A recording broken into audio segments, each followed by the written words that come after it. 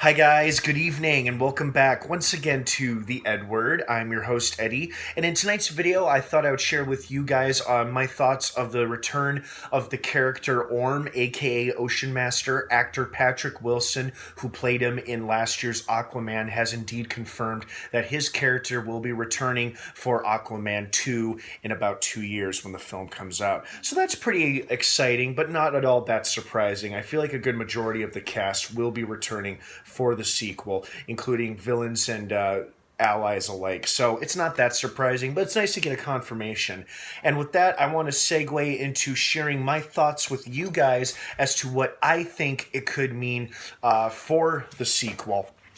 What I mean by that is, like, I have some theories about Aquaman 2 I want to share with you guys. Now, before I begin, two things. A, I am discussing my own personal beliefs and theories. This is just pure speculation on my part. I have no official information or confirmation that anything I'm going to say moving forward is going to appear in the film. However, it seems likely that it could. So be warned of possible spoilers for Aquaman 2. I know that may seem a little silly, but you know what? Considering how sometimes fan theories pan out and actually end up being right in the end after a show or a film comes out, some people get it right, some people don't. But I'm just saying what I'm saying could come true, or it may not come true at all. But I just want to share my thoughts and opinions with you guys on what I think we could see in the sequel. So again, potential spoilers ahead. I say potential because it may or may not be in Aquaman 2. And then, of course, some spoilers for Aquaman as well. I know it's been out for almost a year now, but I'm sure there's a handful of you who still haven't seen it yet. And if you haven't, go watch it. It's awesome. But be warned, I'll be talking about spoilers from Aquaman as well. Okay, you have been warned. That being said, let's jump right into it. So while he was talking about Patrick Wilson was talking about Orm's return for Aquaman 2, he mentioned that he had been slightly briefed on Orm-related matters by James Wan himself. And he said that he wouldn't discuss any more specific details at that point, and he also mentioned how he wanted to respect the development and writing process of the film, so he's not going to push Wan for any details more than necessary. He also mentioned that James Wan is pushing it even further with Aquaman 2, which is extremely exciting because that lines up with what Jason Momoa, Aquaman himself, said several weeks ago when he was teasing the second film.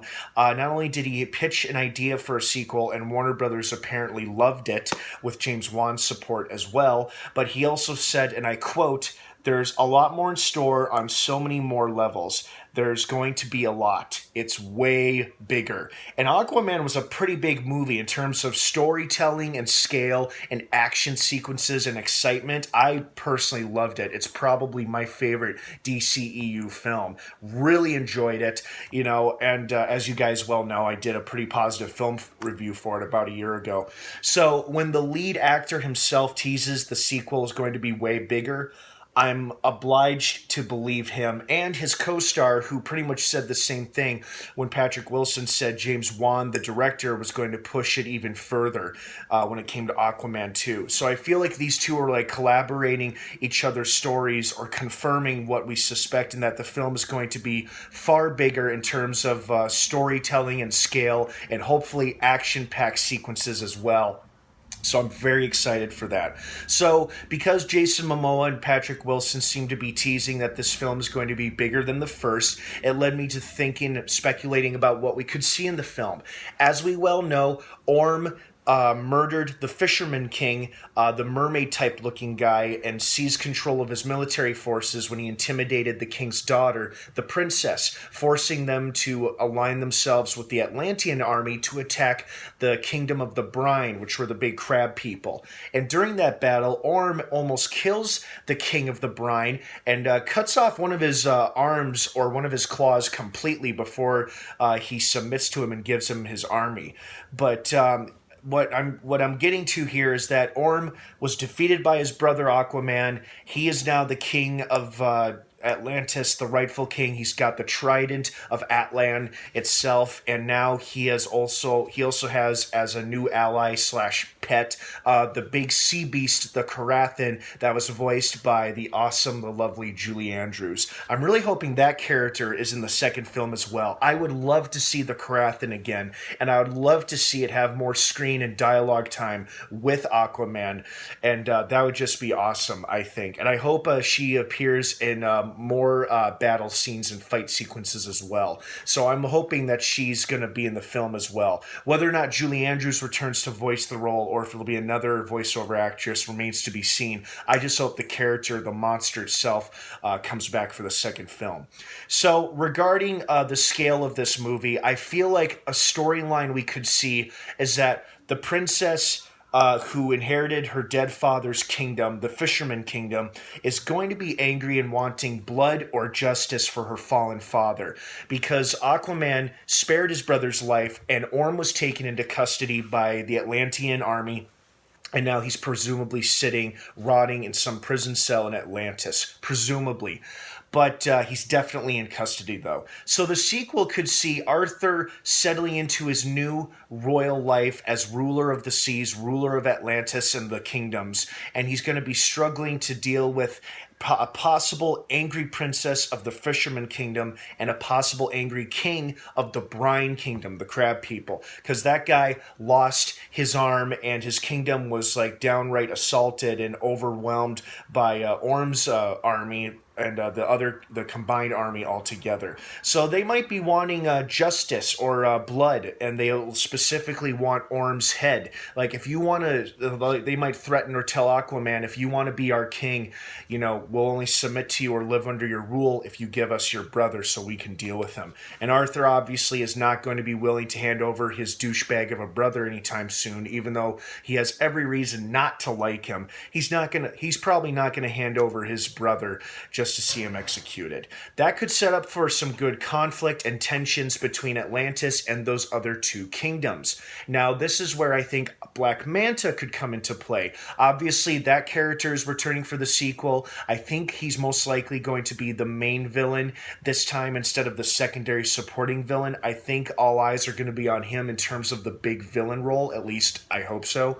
Black Manta could manipulate the situation or the circumstances where he tells one of the two kingdoms or both of them, hey, I don't like Aquaman either. Team up with me, bring your armies together, team up with me, and we'll lead a full-on frontal assault on Atlantis, and you can take Orm, and I can take Aquaman.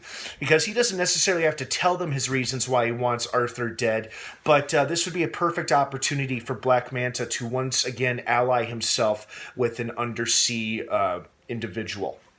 But much like he did with Orm in the first film. But like I said, this is all pure speculation and just my own personal beliefs and theories. I have no idea how Aquaman 2 is going to go down. I have no idea what the story could be. All I know is I'm excited as hell for it, and I'm obliged to believe the actors who are directly involved with the film when they say it's going to be way bigger and the director's pushing it even further. I say this, I'm pretty confident that this film will turn out bigger and probably a little better than the previous first film, because it was about a year ago when actress Elizabeth Olsen was teasing Avengers Endgame before it was called Endgame. She was just talking about Avengers 4, and she teased and thought that it was like one of the biggest movies ever made, and epic couldn't begin to describe it. And that film lived exactly up to my expectations, as I did think for many of us. And so when Elizabeth Olsen, who is one of the many actors involved in that film, teased of how big that movie was going to be, and it did indeed turn out to be one of the biggest superhero epic films of all time. Fight me on this. I'm obliged to believe Jason Momoa and Patrick Wilson, when they tease Aquaman 2, is going to be, quote, way bigger, which is all the more reason to be very excited for it. So what do you guys think? Do any of these theories sound plausible to you? Or could any of these plot lines make their way into the film? Do you have any theories of your own as to what kind of role Orm, Black Black Manta or the other kingdoms could play in Aquaman 2. I would love to hear from you guys. Feel free to sound off down below in the comments section. I want to hear your thoughts and opinions on this matter. Thank you so much for watching. Aquaman is currently available on home video and streaming on different platforms, and Aquaman 2 is set to be released December 16th, 2022. I don't believe they've started filming yet. I believe that film goes into production most likely towards the end of next year, as everybody else seems to be involved with multiple other projects. So in the meantime, just rewatch Aquaman again like I'm going to do, and look forward to Aquaman 2. Have a great rest of your night, guys. Thanks for watching, and of course, until next time, may the Force be with you.